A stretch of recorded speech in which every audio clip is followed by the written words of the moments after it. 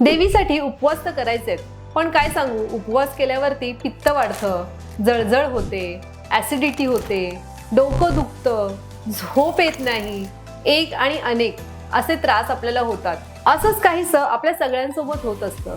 मग मी नक्की काय खाऊ म्हणजे मला हे सगळे त्रास होणार नाहीत, यासाठीच बघूया आयुर्वेदाने आपल्याला काय मार्गदर्शन केलंय. जे जे काही मधुर म्हणजे गोड, तिक्त म्हणजे कडू आणि कषाय म्हणजे तुरट, ह्या रसाचे जे पदार्थ आहेत ना, ते तुमचं पित्त शमन करतात, म्हणजे तुमचं पित्त कमी करायला मदत करतात. या व्यतिरिक्त आम्ल म्हणजे आंबट, लवण म्हणजे खारट आणि कटू म्हणजे तिखट, ह्या रसाचे जे पदार्थ आहेत ना, ते तुमचं पित्त वाढवतात.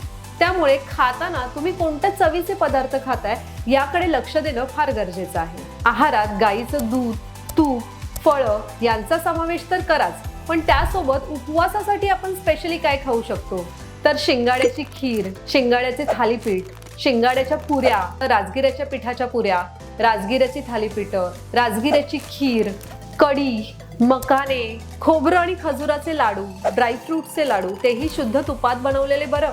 त्या व्यतिरिक्त वेगवेगळी सीझनल फळं घेऊ शकता. यामध्ये मोसंबी, संत्री, वॉटरमेलन, द्राक्ष, काळ्या मनुका हे सुद्धा तुम्ही ऍड करू शकता. याने खूप छान पित्त कमी होतं आणि ह्या फळांमध्ये व्हिटॅमिन सी असतं, त्यामुळे तुमची स्किन पण खूप छान राहते.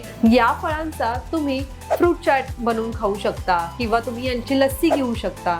ह्यांचा नक्की आहारात समावेश करा, ज्याने तुम्हाला उपवासाचा आणि पित्ताचा त्रास होणार नाही. संध्याकाळी उपवास सोडताना तुम्ही राजगिऱ्याची खीर, मखाण्याची खीर, दुधी भोपळ्याचा हलवा किंवा कढी खिचडी यासारखे पचायला हलके आणि गोड पदार्थ तुमच्या आहारात घेऊ शकता. वेगवेगळ्या चटण्या, चिंच खजुराची चटणी, कुकुंबर रायता, बीटरूट रायता ह्यासारख्या गोष्टी तुम्ही सॅलड्स मध्ये घेऊ शकता. तेव्हा या सर्व पदार्थांचा आस्वाद घ्या आणि तुमचे नवरात्रीचे उपवास टेस्टी बनवा.